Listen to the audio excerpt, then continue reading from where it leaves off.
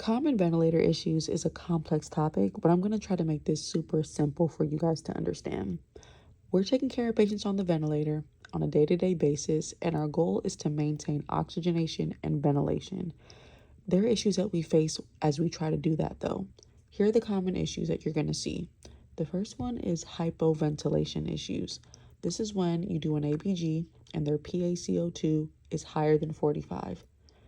When their PaCO2 is high, this means that we have them on settings that's causing them to breathe way too slow. The solution to this is to increase the minute ventilation. To increase minute ventilation, you make adjustments to your tidal volume or your respiratory rate. Increase them. For your tidal volume, you need to stay within a safe and healthy range for that patient based on their ideal body weight. And for the respiratory rate, you need to keep it between 12 and 20. The second issue that you're going to see is going to be hyperventilation issues. Hyperventilation is the opposite of hypoventilation. With hypoventilation, I said that the patient was breathing too slow.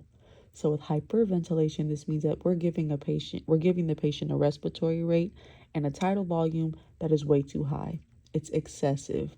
We need to lower it. That's how we're going to decrease the minute ventilation and bring the CO2 back within normal range. The third issue that you're going to see is going to be high airway pressures. If there are secretions in the circuit, it's going to cause airway resistance. If the bronchioles are constricting, it's going to cause high airway resistance. If there's bronchoconstriction, give a bronchodilator. If there are secretions in the airway, suction the airway. If the disease process is causing increased airway pressure, like ARDS or atelectasis, you may have to change the mode that the ventilator is on. You might have to make some settings changes, like with the tidal volume. If you can reduce the tidal volume, this decreases the patient's risk for barotrauma. That happens frequently when patients have ARDS. We put them on modes like ACVC, the tidal volume's too high, and we cause barotrauma to the lungs. So putting them on a low tidal volume or even switching them from ACVC to ACPC can be a way that we protect the lung. Again, a disease process like atelectasis may cause low lung compliance too. So with that, we need to lower the PEEP. You guys understand why I'm saying lower the PEEP? Because sometimes the PEEP can cause excessively high pressures in the lungs. So adjusting that PEEP can decrease high airway pressures. The fourth issue that you're going to run into is going to be oxygenation issues.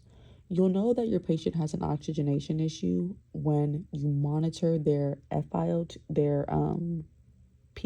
on their ABG.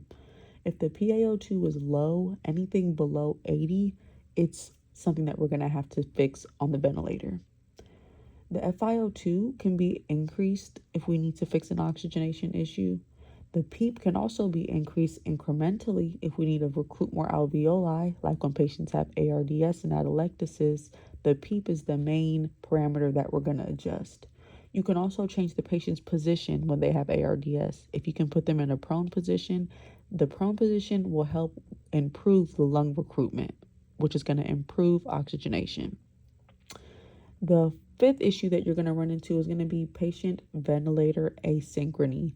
Some of the reasons why a patient and the ventilator would not be synchronized would be due to trigger asynchrony. This is when the patient has a hard time initiating breaths on the ventilator. The second reason, or the second type of asynchrony, is flow asynchrony. This is when the ventilator flow does not match the patient's demand. The third type is cycle asynchrony, and this is when the breath that is being delivered by the ventilator ends too early or too late. So we'll have to make some adjustments to our triggers if this is the problem. If you need to address your trigger sensitivity, you can lower it, and this would help with the asynchrony. You can increase your inspiratory flow rate to match the patient's demand. This is going to fix the asynchrony. And you can also modify your eye time or even switch the mode that you're in to be able to give the patient the amount of time that they need to inhale and exhale. Those are the kind of issues that you're going to run into in your clinical rotations, and you're going to see those same issues on your test questions. So understanding what it means, how to fix it is going to put you in a really good position, take away all that anxiety that you have as you're taking tests and you're starting your clinicals. If you want to study it on